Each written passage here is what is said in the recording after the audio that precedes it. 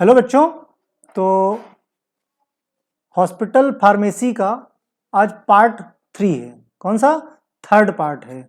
2 part हम already पढ़ चुके हैं, जिसमें अगर बात की जाए तो सिलेबस मेरे पास है। डेफिनीशन पढ़ चुके हम लोग, हॉस्पिटल के फंक्शन पढ़ चुके, classification based on various criteria, है ना, अलग अलग तरीके, कितने तरीके के हॉस्पिटल्स होते हैं। ऑर्गेनाइजेशन के बारे में, हॉस्पिटल एंड ऑर्गेनाइजेशन, हॉस्पिटल का मैनेजमेंट कैसे करते हैं, ठीक, ये सारी चीजें। एक पॉइंट और बचा था, objective of inventory system. Inventory system का क्या ऑब्जेक्टिव है। दूसरा जो बहुत इंपॉर्टेंट है, health delivery system in India. ये 2 चीजें हम लोग पढ़ेंगे इस वीडियो में, और इसके बाद ये चैप्टर खत्म हो जाएगा।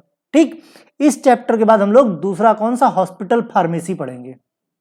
राइट, एक चैप्टर पूरा कंप्लीट हो जाएगा, उसके बाद हम लोग दूसरा चैप्टर स्टार्ट करेंगे। तो अब हम लोग बात करते हैं किसकी, सीधा सा हॉस्पिटल फार्मेसी में objective of inventory control management. Inventory control management कैसे होता है, बहुत इंपॉर्टेंट है एक हॉस्पिटल के अंदर इन्वेंट्री कंट्रोल का मैनेजमेंट करना। क्यों इंपॉर्टेंट है और इसके पीछे का ऑब्जेक्टिव क्या है और क्यों जरूरी। भाई सीधी सी बात समझो कि अगर हॉस्पिटल है, हॉस्पिटल में अगर इन्वेंट्री मेंटेन नहीं, इन्वेंट्री में क्या आएगा, सब कुछ, चाहे वो एसेट्स हो, चाहे वहां पे मेडिसिन हो, चाहे कोई ऐसा इंस्ट्रूमेंट, चाहे हैंड ग्लव से लेके एक सूचर से लेके बड़ी बड़ी मशीनों तक, सब कुछ आएगा आपकी इन्वेंट्री में। तो इन्वेंट्री अगर बराबर नहीं होगी, सपोज करो फार्मेसी की अगर इन्वेंट्री बराबर नहीं है, तो क्या मेडिसिन सही समय पे पेशेंट को मिल पाएंगी? बिल्कुल नहीं मिल पाएंगी। और होगा क्या, wastage of time. Wastage of time क्यों होगा? क्यों? क्योंकि जब आपके पास प्रिस्क्रिप्शन आया, पर्चा आया, तो आप पेशेंट को दवा नहीं दे पाओगे, इमेज अलग खराब हो जाएगी। Reduce the investment of inventories which are not required. Main objective क्या है? मेन ऑब्जेक्टिव देखो, 2 चीजें हॉस्पिटल के लिए चाहे फार्मेसी के लिए बहुत इंपॉर्टेंट है। एक पेशेंट सेफ्टी और दूसरा हॉस्पिटल या फार्मेसी की इकोनॉमी। सेफ्टी पहले आती है, इकोनॉमी बाद में, लेकिन हमें दोनों को ध्यान रखना है। अगर इन्वेंट्री का मैनेजमेंट सही तरीके से नहीं होगा तो जो दवाएं ऑलरेडी एग्जिस्ट करती उनका ऑर्डर हो जाएगा, और जो दवाएं नहीं हैं, पता लगा वो मिस हो गई, उनका ऑर्डर नहीं हुआ। इससे क्या होगा? इससे ये होगा, या फिर पहली चीज तो मिसमैनेजमेंट होगा, टाइम का वेस्टेज हो जाएगा, सही समय पे सही पेशेंट को सही दवा सही अमाउंट में डिस्पेंस नहीं हो पाएगी। एक चीज तो ये। दूसरा, अगर सही समय पे आपने ऑर्डर नहीं किया, इन्वेंट्री मेंटेन नहीं की, तो पेशेंट को दवा देने के लिए क्या करोगे? फिर आप ऑर्डर करोगे।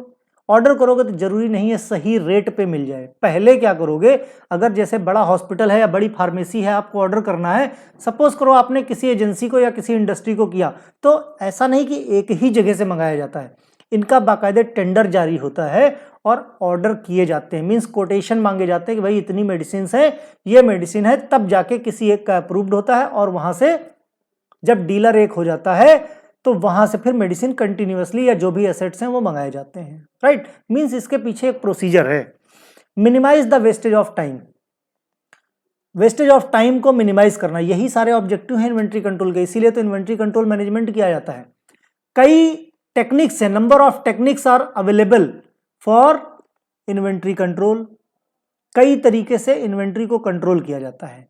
जैसे आपका हो गया एबीसी एनालिसिस, ये सारी चीजें अभी हम पढ़ेंगे आगे। जब हम लोग हॉस्पिटल फार्मेसी पढ़ेंगे तो एबीसी एनालिसिस क्या है, कोडिफिकेशन एंड स्टैंडर्डाइजेशन, ठीक, क्या है, ये सारी चीजें आगे भी हम लोग देखें। तो ये टेक्निक्स हैं, केवल यहां पे नाम जान लो, फिर आगे हम लोग इन सबके डिटेल स्टडी करेंगे। ठीक, determination of reorder quantity with special attention to EOQ, जो मेन चीज है। EOQ means economic order quantity, सही प्राइस में सही क्वांटिटी ऑर्डर करना। रीऑर्डर क्वांटिटी से ज़्यादा, जितना हमें रिक्वायर्ड है उससे ज़्यादा ऑर्डर नहीं होना चाहिए। उससे ज़्यादा अगर ऑर्डर होगा तो क्या होगा? दूसरा, जो महंगी महंगी चीज़ें हैं उनकी रिक्वायरमेंट देखनी चाहिए और उसी हिसाब से, नहीं तो आप मंगा के एक साथ रख लोगे, बाद में एक्सपायर हो जाएगा। तो इकोनॉमिक ऑर्डर क्वांटिटी यही होता है कि मिनिमम और मैक्सिमम स्टॉक के बीच में बैलेंस बना के रखना। ना तो मिनिमम स्टॉक जो आपका बफर स्टॉक है मिनिमम स्टॉक के नीचे नहीं जाना चाहिए और मैक्सिमम भी नहीं होना चाहिए, क्योंकि अगर मैक्सिमम हो गया तो वो वेस्ट हो जाएगा, एक्सपायर हो जाएगा, कोई मतलब नहीं है। Study of life cycle of each item, समय समय पे इन्वेंट्री की जो भी मेडिसिन्स हैं, जो भी जिन पे भी एक्सपायरी डेट पड़ी होती है, जिन पे भी एक्सपायरी डेट पड़ी होती है, समय समय पे उन सभी चीज़ों का स्टडी करना। जिनकी एक्सपायरी नज़दीक है उनको आप आगे रखिए, पहले डिस्पेंस कीजिए, means first in first out, first FIFO. First in first out मतलब जो पहले इन्वेंट्री में आया है वो इन्वेंट्री से पहले जाएगा, मीन्स जब भी इश्यूएंस की बात होगी वो पहले इशू किया जाएगा, राइट। इससे क्या होगा, जो एक्सपायर होने वाली दवाएं हैं उनसे बचा जा सकता है, इसीलिए फर्स्ट इन फर्स्ट आउट का सिस्टम होता है, ठीक। तो ये बात हो गई। दूसरी, health delivery system in India, कई बार आपके एग्जाम में पूछा गया है, और जब भी ये एग्जाम में पूछा जाए कोशिश करो इसको लेआउट बना के, जैसे मैंने लेआउट बनाया है इस लेआउट को A4 साइज पे बनाओ और जहां पढ़ाई करते हो वहां पे चिपका लो। जितना मैंने लिख दिया है, हॉस्पिटल में जितने नोट्स दे रहा हूं, अलग से एक सिंगल लाइन लिखने की जरूरत नहीं है, यही नोट सफिशिएंट है। इन्हीं वीडियो को 2-2 3-3 बार देख लोगे, कहानी की तरह रट जाएगा। क्योंकि मैं बहुत हाई फाई कोई रॉकेट लॉन्च करने की बात कर ही नहीं रहा हूं, यहाँ पे एकदम सिंपल सा हॉस्पिटल, हॉस्पिटल के अंदर सिंपल सी फार्मेसी, ये इसी के आगे पीछे ये सारी चीजें हॉस्पिटल फार्मेसी आपकी घूमती रहेगी। जिन्होंने कुछ नहीं पढ़ा, सिंपल वीडियो भी मेरे देख लोगे, उन्हें भी कोई फेल नहीं कर सकता। Health delivery system in India कई बार पूछा गया है, जो लेआउट मैं बताने जा रहा हूं वही लेआउट सिंपली पढ़ लेना, आपका काम हो जाएगा, है ना। तो पहली चीज तो ये जानो कि health delivery system in India है क्या, बेसिकली ये होता क्या है। इसमें होता क्या है, पहली चीज तो ये सेंट्रल गवर्नमेंट के अंडर में होता है। सेंट्रल गवर्नमेंट के जो मिनिस्टर्स होते हैं, हेल्थ मिनिस्टर्स वगैरह होते हैं, यही सारे जो है पॉलिसीज बनाते हैं कि इंडिया के अंदर delivery system, health delivery system कैसा होना चाहिए। अभी आपने देखा कोरोना टाइम पे जो भी बड़े बड़े हेल्थ से रिलेटेड लोग थे उनको मिनिस्ट्री में शामिल कर लिया गया। जैसे अपने यहाँ के इंडिया के हेल्थ मिनिस्टर ले लीजिए, एक जाने माने डॉक्टर हैं। ऐसा नहीं है कि किसी भी अनपढ़ को उठा के हेल्थ मिनिस्टर बना दिया गया, ये बिल्कुल नहीं, जिसको नॉलेज है, ठीक। तो कहने का मतलब मिनिस्टर लेवल के लोग रहते हैं, सेंट्रल गवर्नमेंट के लोग रहते हैं, ये लोग क्या पॉलिसीज बनाते हैं। तो this is the under control of central government. पहली चीज, हेल्थ डिलीवरी सिस्टम इंडिया में कैसा होना चाहिए, ये किसके अंडर में आता है, सेंट्रल गवर्नमेंट के। Union minister of health and family welfare and ministry of health at state, भाई जाहिर सी बात है इंडिया में कैसा होना चाहिए, इसके लिए सेंट्रल मिनिस्टर अपनी पॉलिसी तो बना सकते हैं, लेकिन उनको फाइनेंशियली हो या नॉलेज के थ्रू हो, हर तरह से स्टेट को अपने साथ लेके चलना है। इसीलिए इसमें जिम्मेदारी सेंट्रल और हेल्थ की बराबर होती है। सेंट्रल मिनिस्टर क्या करते हैं, फॉर्मुलेट करते हैं। क्या फॉर्मुलेट करते हैं, ओवरऑल हेल्थ सिस्टम या health policy and plan of new health scheme, नई नई हेल्थ स्कीम जैसे गवर्नमेंट ने चला रखी है कुछ स्कीम्स वगैरह, है ना। तो दूसरा क्या है, आगे चल के 2 चार्ट आपको मैं दिखाने जा रहा हूं, एक सेंट्रल गवर्नमेंट लेवल का ऑर्गेनाइजेशन होगा, दूसरा स्टेट गवर्नमेंट लेवल का ऑर्गेनाइजेशन होगा। उस चार्ट को एज इट इज जैसे मैंने बनाया है, ठीक बिल्कुल इसी तरह से आपको पढ़ना है, जरा भी एक्स्ट्रा दिमाग आपको लगाने की जरूरत इसमें नहीं है। अब देखो ये जो है चार्ट मैंने बनाया है, ठीक। अभी मैं अपने आप को थोड़ा सा दूर कर देता हूं, है ना, ताकि आपको ये चार्ट सही से दिख सके। ठीक, अभी जो है ठीक है, कुछ नहीं छुप रहा है ना। ओके, तो organization of health at central government level, देखो health delivery system in India आता है, ध्यान रखो जब आए कभी कभी स्पेसिफाई कर देते हैं एट सेंट्रल गवर्नमेंट लेवल या सेंट्रलाइज वे में, या सेंट्रल गवर्नमेंट के हिसाब से आपको एक्सप्लेन करना, कभी कभी स्टेट के हिसाब से। क्वेश्चन देख के ये जज कर लो। दूसरी चीज, अगर 8 नंबर में आता है दोनों को एक्सप्लेन कर दो, अगर 4 नंबर में आता है तो किसी एक को एक्सप्लेन कर दो।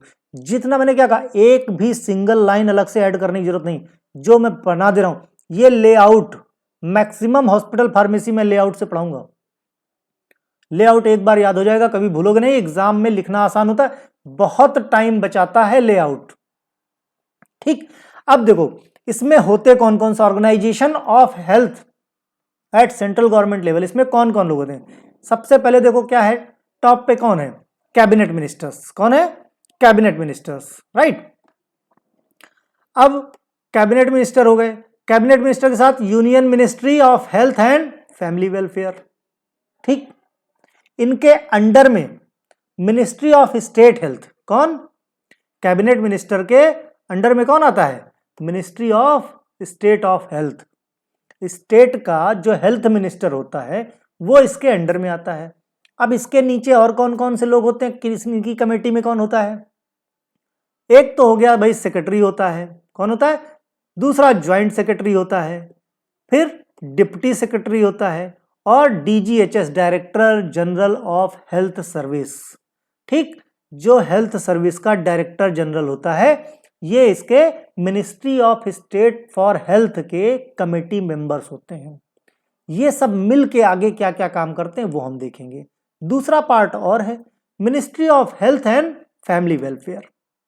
Ministry of health and family welfare, इनके अंडर में कौन कौन आते हैं, सेक्रेटरी आते हैं भाई, पहली चीज तो है ना, कमिश्नर्स आते हैं, डिप्टी कमिश्नर आते हैं, ज्वाइंट सेक्रेटरी आते हैं, और डिप्टी सेक्रेटरी आते हैं, और रीजनल जो उस रीजन के डायरेक्टर हैं वो आते हैं। ठीक, अब हम बात करते हैं किसकी, ministry of state for health.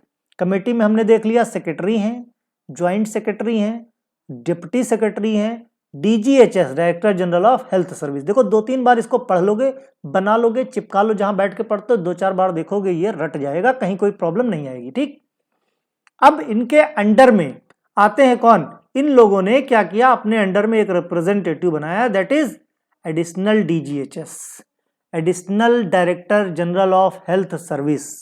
ठीक, इसको चार्ज दे दिया गया, इसके अंडर में भी कमेटी बनाई गई। इसमें कौन कौन हुआ भाई, डिप्टी, देखो क्या है कि एक के बाद एक देखो बनाते चले जा रहे हैं, deputy director of health service for hospital and medical care.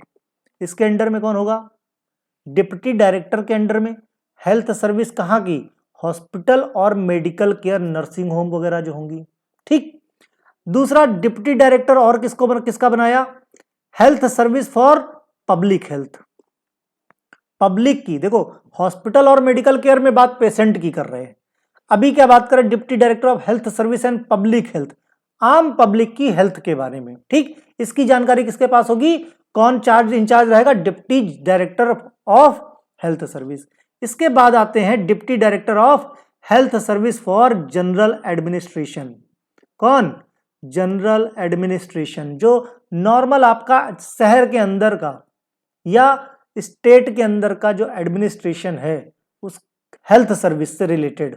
ठीक, किसी तरह का कोई परचेजिंग करनी है बड़ी मात्रा में, जैसे अभी कोरोना आ गया था, सबकी जिम्मेदारी है, एडमिनिस्ट्रेटर की जिम्मेदारी, डिप्टी डायरेक्टर ऑफ जो इसका डिप्टी डायरेक्टर है, पब्लिक हेल्थ के बारे में। देखो काम सारे वही कर रहे हैं लेकिन सबके डिपार्टमेंट अलग है, किसी को हॉस्पिटल और मेडिकल केयर दे दिया गया, किसी को पब्लिक हेल्थ दे दिया गया, और किसी को सिर्फ जनरल एडमिनिस्ट्रेशन का काम दे दिया गया।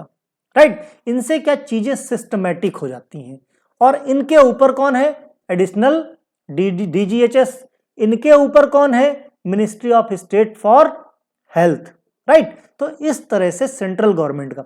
अब देखो इनके क्या काम भाई, जैसे deputy director of health service हुए, जैसे बात करते हैं, इन सबके भी तो अलग अलग काम है ना भाई, जैसे इसका क्या काम है, इसका क्या काम है और इसका क्या काम है, ये हम अगली स्लाइड पे देखते हैं। ठीक, हमने क्या देखा, अभी क्या देखा भाई कि एडिशनल डीजीएचएस थे, इनके अंडर में deputy director of health service थे ना। थोड़ी सी फोटो को अपनी और डाउन कर देते हैं, राइट, जिससे कि कोई प्रॉब्लम देखने में आपको ना हो। ओके, तो हाँ, तो deputy director of health service, इनके पास क्या था, हॉस्पिटल एंड मेडिकल केयर। इनके अंडर में क्या है, हेल्थ का एडमिनिस्ट्रेशन, किसका, किसके हेल्थ का, इंटरनेशनल लेवल, और medical care in hospital, hospital के अंदर मेडिकल केयर कैसी हो रही है, और इंटरनेशनल एडमिनिस्ट्रेशन, हेल्थ का एडमिनिस्ट्रेशन। ठीक, कौन देख रहा है, deputy director of health service for hospital and medical care. ठीक, दूसरे नंबर पे और इनका क्या काम भाई, medical and professional education, medical and professional education, जैसे एमबीबीएस कोई कर रहा हो, है ना, एमबीबीएस कर रहा हो और बी फॉर्म डी फॉर्म कर रहा हो, ये सारी क्वालिफिकेशन है कि नहीं, तो मेडिकल से रिलेटेड या प्रोफेशनल मेडिकल से रिलेटेड जो भी एजुकेशन है और इनकी फेलोशिप, ये सब किसके अंडर में आता है, deputy director of health service for hospital and medical care. ठीक, एक डिपार्टमेंट हो गया। दूसरा डिपार्टमेंट कौन सा था, जो एडिशनल एडीजीएचएस के अंदर में था, deputy director of health service of public health. Public health में ये क्या क्या देखेंगे भाई, आम पब्लिक के एक हेल्थ देखेंगे, दूसरा उनको हेल्थ के बारे में एजुकेट करना है, एजुकेशन, जैसे जब मलेरिया आया था तो नेशनल इरेडिकेशन प्रोग्राम चलाया गया था, NMEP, मैंने जब पढ़ाया था तो बताया था, है ना, नेशनल मलेरिया इरेडिकेशन प्रोग्राम, ये किसके अंडर में चलता है, जो पब्लिक हेल्थ, आम पब्लिक है ना, deputy director of health service for public health जो रिस्पॉन्सिबल होते हैं वो चलाते हैं, जैसे NMEP, national malaria eradication programme, या किसी तरह की कोई कम्युनिकेबल डिजीज हो गई, जैसे बारिश आती है, बारिश आई या भयंकर गर्मी होती है, हल्की सी बारिश हो गई, कॉलरा हो गया, डिहाइड्रेशन हो गया, डिसेंट्री हो गई, अभी जैसे डेंगू बहुत फैला हुआ है, बीच में इंसेफेलाइटिस फैला हुआ था, इन सब चीजों की जिम्मेदारी होती है deputy director of health service for public health. यानी कि ये जो भाई साहब बीच वाले हैं, इनके सर पे ठीकरा फोड़ा जाएगा अगर किसी तरह की कोई समस्या आई तो, राइट। उसके बाद कौन बचता है, deputy director of health service for general administration. अब ये क्या काम करेंगे भाई, इनका काम है सेंट्रलाइज लेवल पे civil administration of civil service, सभी सिविल सर्विसेज की एडमिनिस्ट्रेशन, सेंट्रलाइज एडमिनिस्ट्रेशन करेंगे। किसी तरह की जैसे सप्लाई है, मेडिसिन की कमी नहीं होनी चाहिए, कहीं पे इक्विपमेंट की कमी नहीं होनी चाहिए, कहीं पे किट्स की कमी नहीं होनी चाहिए, सप्लाई करेंगे। प्लस कहीं पे भी एम्बुलेंस है, किसी तरह का कोई ट्रांसपोर्ट है, किसी को एजुकेशन देनी है, वर्कशॉप करवानी है, ये सारी जिम्मेदारी किसकी होती है, health director of health service for general administrator, right. इनके ऊपर कौन है, एडिशनल DGHS, ठीक, director general of health service. इनके ऊपर कौन है, ministry of state for health. इनके ऊपर कौन है, कैबिनेट मिनिस्टर्स, राइट। तो ये है सेंट्रल गवर्नमेंट लेवल पे ऑर्गेनाइजेशन, किस तरह से सेंट्रल गवर्नमेंट लेवल पे ऑर्गेनाइजेशन का पूरा लेआउट है, ऊपर से लेकर नीचे तक किस तरह से अरेंज किए गए, किनको कौन कौन से विभाग दिए गए हैं, राइट। इसके बाद अगली बात आती है किसकी, organisation of health at state government level. अभी हमने थोड़ी देर पहले क्या देखा, हमने देखा कौन सा, government level mean central government level. अब किसको देखेंगे, organisation of health at state government level. State government level में भाई देखो, सेंट्रल गवर्नमेंट लेवल में तो भाई उनका क्या काम है, सेंट्रलाइज किसी तरह की कोई कमी, चाहे फाइनेंस की हो, चाहे दूसरे देशों से इंटरनेशनल लेवल से रिलेशन बना के मेडिसिन मंगानी हो, स्टेट को तो सब कुछ सेंट्रल से लेना है ना। और गांव गांव शहर शहर पे पहुंच सेंट्रल की नहीं, स्टेट की होती है, राइट। अब जैसे उत्तर प्रदेश में हम लोग बहराइच में बैठा है, कोई रायबरेली में है, कोई अमेठी में है, कोई मेरठ में है, कोई गाजियाबाद में है, कोई लखनऊ में है, कोई कानपुर में है। इन सबके अपने अपने गांव भी हैं। तो रूरल और अर्बन एरियाज में एडमिनिस्ट्रेशन की जिम्मेदारी किसकी होती है? स्टेट गवर्नमेंट की होती है। तो the administrative unit, state government की जो एडमिनिस्ट्रेटिव यूनिट होती है वो क्या करती है? Take care of health administration in कहां पे, चाहे गांव हो और चाहे शहर, rural and urban areas both. इन सब के लिए जो डायरेक्टर ऑफ हेल्थ है, डायरेक्टर ऑफ हेल्थ क्या है? सिंगल एडमिनिस्ट्रेटिव ऑफिसर है। कौन? Director of health is single administrative officer who is assisted by several assistants deputies in various program. ये क्या करेगा? बहुत सारे अपने क्या करेगा? असिस्टेंट रखेगा, उन सबको बताएगा कैसे कैसे क्या करना है। तो ये है ऑर्गेनाइजेशन ऑफ हेल्थ। क्या है? ऑर्गेनाइजेशन ऑफ हेल्थ का पूरा किसके लेवल पे? स्टेट लेवल पे, राइट। स्टेट लेवल पे किस तरह से इसका काम होगा। अब organisation of state at state level, ठीक, हेल्थ एट स्टेट लेवल। इसमें कौन होता भाई? स्टेट का health minister, ministry of health, जैसा हमने बताया। सेंट्रल गवर्नमेंट के जो हेल्थ मिनिस्टर हैं या मिनिस्ट्री ऑफ हेल्थ है या कैबिनेट मिनिस्ट्री है, उनको वो क्या करेंगे?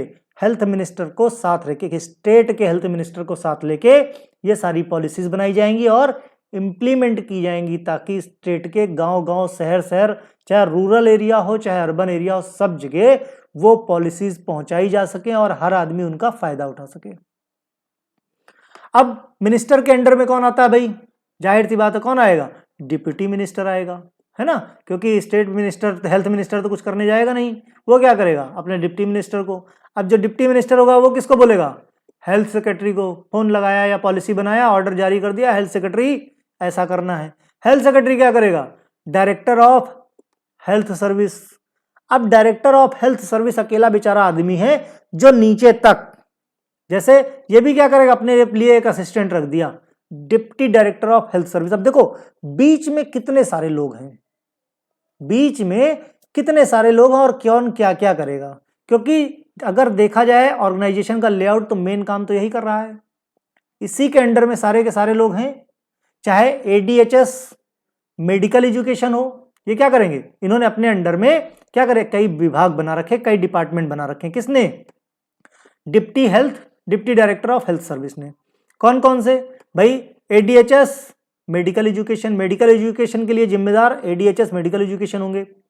एडीएचएस नर्सिंग, है ना, चाहे नर्सिंग की पढ़ाई करनी हो, चाहे नर्सिंग की जॉब हो, चाहे नर्सेज हॉस्पिटल में हो, चाहे किसी नर्सिंग होम में हो, सारी जिम्मेदारी एडीएचएस नर्सिंग की होगी, यानी नर्सिंग के सारे इंचार्ज यही होंगे। एडीएचएस एमसीएच, कुछ भी होगा ये जिम्मेदार होंगे।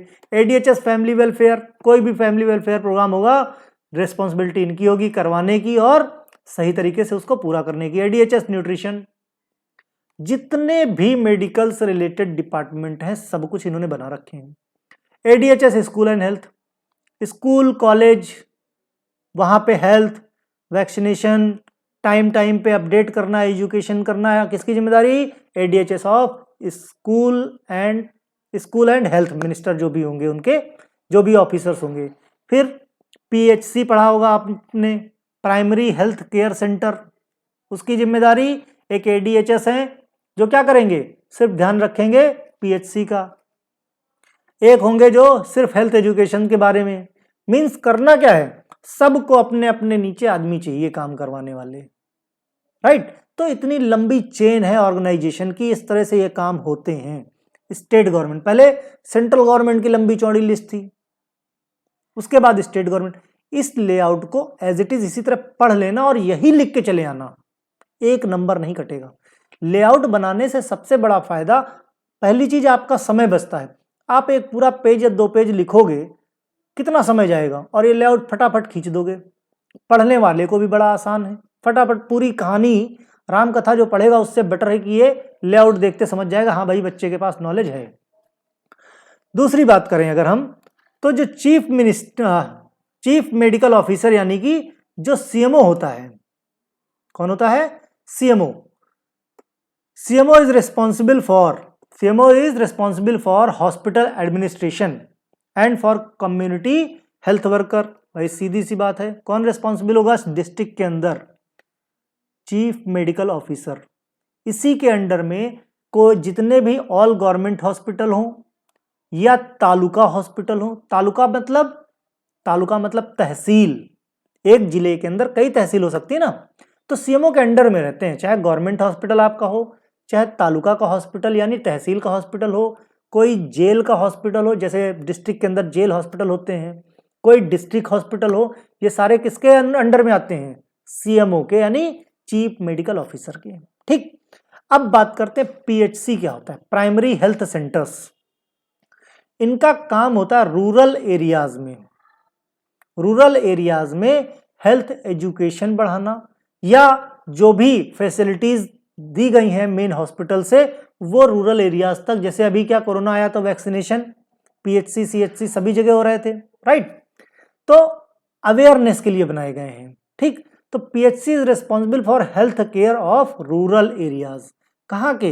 बेसिकली रूरल एरियाज के। ठीक, they are not self sufficient, ये अपने पे सेल्फ सफिशिएंट नहीं होते हैं, ये डिपेंड्स होते हैं facility provided by civil hospital.